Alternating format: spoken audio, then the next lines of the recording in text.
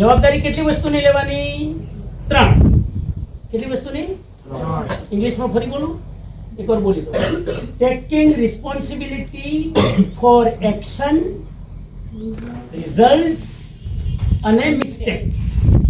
આ 3ની જવાબદારી લેવાની. ગુજરાતીમાં કહું તો એકાઉન્ટેબિલિટી એટલે તમારી એક્શનની જવાબદારી તમે લો.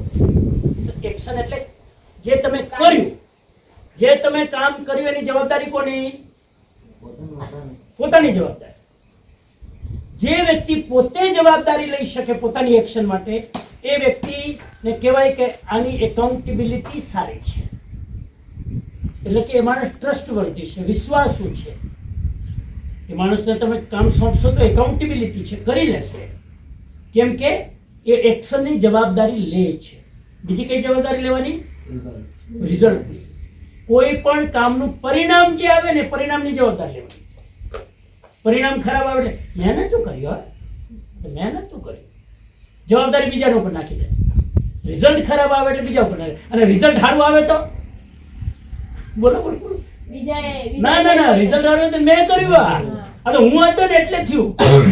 હું ન હોતો તો થાત નથી. એનું તો કામ જ નતું, એ તો બગાડ જ. અને પહેલાથી બગડ્યું હતું. અને આમાં તો હું હતો જ નહીં. એને તો મને ધક્કા મારી હેલ્પ લીધી. બાકી મારે તો કરવું જ નતું. એ મને ધરાડ કરાવી.